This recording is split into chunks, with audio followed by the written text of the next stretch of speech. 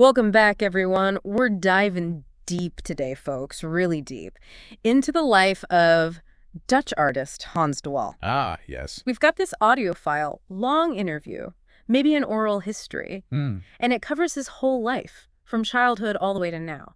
It's one thing to, admire an artist's work just looking at it. Right. But with something like this, we get a chance to go beyond the canvas or the sculpture. To understand the person behind the art. Yeah, the experiences, the events, all those things that shape creative vision. Absolutely. It's fascinating, to see the raw materials. Right. So let's start at the beginning with Dwaal's early life. Okay. He was born in Eindhoven. Eindhoven. And get this, on a street named after his family. Wow. What a coincidence. Talk about a sign, right? It's really striking, that detail. And, even his early years, sort of this mix of the ordinary. Yeah. But also the unsettling. He was nearly abducted as a kid. Imagine that. And then the bullying. Quite a bit of it, actually. Yeah. Because of his red hair. Oh, that's awful. Makes you wonder, though, about those early experiences. The vulnerability. Yeah. How they might have shaped his worldview, Yeah, how could it not? It sounds like he did find some solace at a campsite. Okay. In Belgium. But even there, some pretty odd stuff going on. He mentions this several times. People driving Mercedes as some kind of ritual they do. It's not clear what it was all about, but it left an impression on him, that's for sure. Interesting. Those early encounters, the unusual, things that defy easy explanation. Yeah. I think those can be significant. Artists, they're drawn to the mysterious, to what we can't explain. It might be those little moments, insignificant, seemingly, that plant seeds that later on, blossom into art. That's a good point. It seems like the campsite itself, almost a recurring symbol. Really? As a teenager, he saw a biker actually crash through the gate and die there. Oh, wow. And the bullying continued, sadly, this time leading him to become a bully himself for a while. It's a dark pattern, isn't it? Yeah. How those victims, sometimes they become the perpetrator. It's a vicious cycle. It makes you wonder, did Dwaalhaas break free? Right. Or did that cycle just keep influencing him? His relationships, his choices. Something to keep in mind as we go deeper. For sure.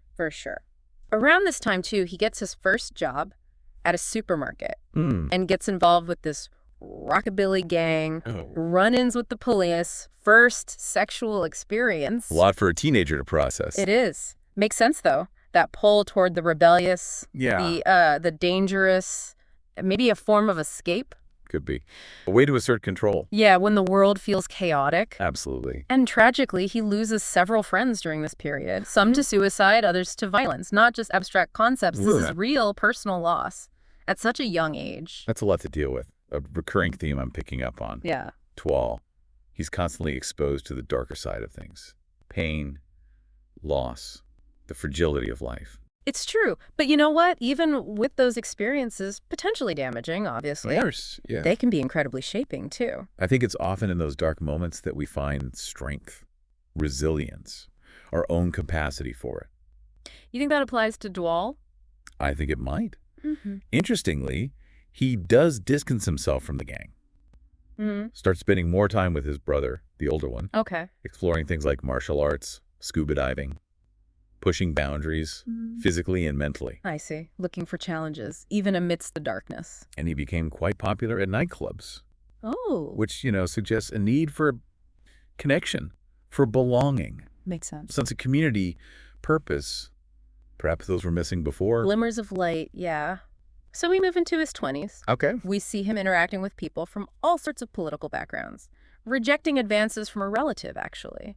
A married uncle. Interesting. He's forming his own identity then, separate from family, social circles. Absolutely. And then there's Anne's. She becomes a significant figure in his life. Their relationship, intense, but also marked by her past trauma, abuse within her family, and later at a boarding school. A reminder, isn't it, about how long-lasting abuse can be. Dwaalhaas's willingness to engage with someone carrying that speaks to his empathy and perhaps his own attraction to the darkness. That pull toward darkness, yeah. We see it again with his holiday flings, encounters with older women, bikers. It's like he's searching. Trying to fill a void, maybe? Through intense but fleeting connections. Possibly. And then we meet Max, fellow biker. Okay. Becomes a close friend. Things get really strange at Max's place, though. Brutally murdered cats, threatening messages. That's disturbing. Dwaalhaas even suspects Manx might be responsible, given his propensity for violence. Chilling thought. And yet Dwaalhaas still spends time with him. He goes to biker meetings. Why? Maybe drawn to the intensity, the raw energy of that world.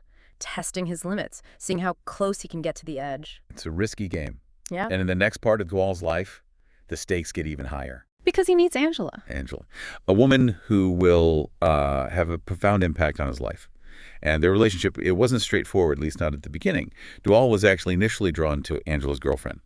Wow, another layer of complexity. I guess Dwaalhaas' path to love was never, simple and predictable. But he does fall in love with Angela, right? Yeah. Deeply in love. Yes. Their connection becomes incredibly powerful, very intense, turbulent. You get a real sense of, the push and pull between them, the passion, but also the pain. And then, sadly, another layer of darkness comes in. Angela struggles with anorexia. Such a cruel illness. It is. And it ultimately takes her life at the young age of 32. That's just heartbreaking to find that connection, that kind of love, and then to have it ripped away. How did Dwaalhaas cope with that loss? Not well. At least not initially. He spirals. Depression. Turns to alcohol, drugs, to numb the pain, obviously. Yeah. Engages in self-destructive behaviors, even prostitution for a time. He loses everything, becomes homeless, and he drifts further and further into that darkness. It's like Angela's death broke something inside him, whatever stability he'd managed to build. It's almost a reminder, that even when we find love, those moments can be so fleeting. It is a reminder of the human condition, really, our capacity for love, but also for immense suffering. But even in those depths of despair, there's often a spark of resilience. And for Dwaalhaas, that spark comes in the form of? Died. A Turkish businesswoman. She offers him shelter, support, during that incredibly difficult time. It's amazing how those acts of kindness often appear when we need them most, from unexpected places. Absolutely. And with Died, it goes beyond just providing shelter. She sees something in him, a creative spark. Maybe it was lying dormant beneath all that, pain. She encourages him to explore his artistic talents. And that leads to a discovery. Dwaalhaas, he has a natural gift for painting. It's amazing how such a profound talent emerges from such a dark time. It's almost like the act of creation itself became a lifeline. I think it can be. A way to channel that pain, that grief, into something beautiful, something meaningful. And his journey into art takes an unexpected turn. He's offered a place at this prestigious art school. Right. But he decides against it. He felt the need to develop his own style, his own voice, outside the constraints of formal training. I can see that. There's that streak of rebellion in him. So how does his career take off? Well, Died plays a big role. With her support, he has his first exhibition. It's a success, critical acclaim, establishes him as a rising star. Wow. Quite a turnaround. They even travel to Turkey together. He experiences, a period of luxury, artistic exploration, a world away from the darkness. Sounds like a fairy tale ending. Not quite. Even with this success, Dwaalhaas isn't at peace. There's this unhappiness lingering beneath the surface, something still missing.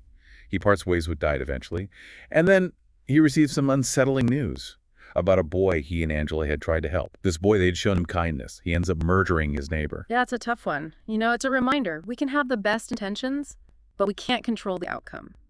How did that news affect Dwaalhaas? Another layer of tragedy underscores that interplay of light and darkness, which seems to define his journey. So even as his artistic star rises, his personal life still turbulent, he puts together a big exhibition, his work, throughout Eindhoven, appears on national television, collaborates with poets, writers, but the relationships, there's still a struggle. Even gets involved with a woman whose place he had broken into previously. It's almost a paradox, the success. But he can't seem to escape those patterns of behavior. That caused him so much pain. Do you think his art is a way to escape that? Or is it more like a confrontation with it? That's the question, isn't it?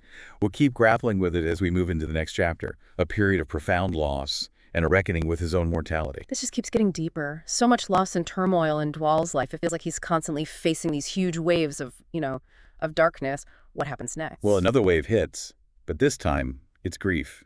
His mother passes away, emphysema. And in the audio, you can hear the regret. He wishes he'd been there at the end. That's so hard to carry that guilt on top of the grief. It does seem to change him, though. He becomes very involved in helping his father selling antiques at a market in Belgium. Yeah. Almost obsessively so. He even says, that he's afraid if his father stops working, he'll lose his will to live. There's something I don't know, touching about that sense of duty, trying to keep his father going. Right, but you also wonder, is it a way to distract himself from his own grief? It's possible. He seems to seek solace in, like, external things rather than looking inward. Which might explain the trip to Prague with a friend who was supposed to be, a getaway. Yeah. But he ends up getting mugged. Seeks out cheap alcohol. Gravitates toward those areas known for drugs, prostitution. It's like he can't escape those self-destructive patterns, even when he's trying to get away. Exactly. And you'd think with the art, the success, there would be more stability. But it doesn't seem to be enough. There's also Claudine. He cares about her, but she struggles with drug use. Another example, right. How relationships, they can offer support, but also fuel those unhealthy behaviors. For sure. Then there's that incident, the house fire. Oh, right. A malfunctioning microwave while he was heavily intoxicated.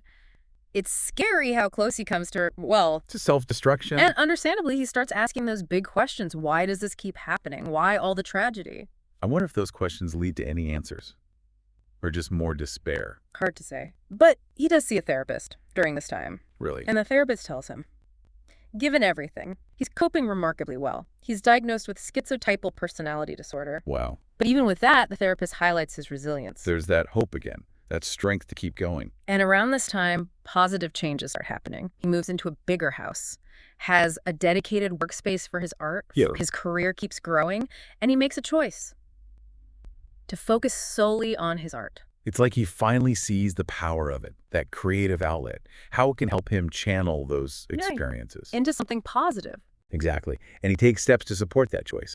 Ditches the webcam project. Yeah. The explicit content on his website. A separation, then, between the art and those more exploitative elements. A sign of growth. Yeah. And to help him navigate the art world, he hires a manager. More ambition. Reaching for a wider audience. Absolutely. A real turning point. So what about now? Does the audio file give us any clues about his life today? The details are, unfortunately, a bit scarce.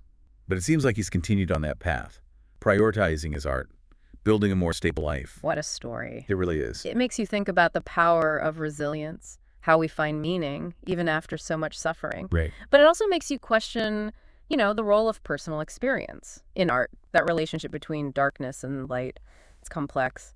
Well, there you have it, folks. HansDeWaal, an artist who turned his pain into something powerful, battling his demons, reaching for the light. What do you think? Can we separate the life from the art? Or are they forever intertwined? Something to think about. As we wrap up this deep dive,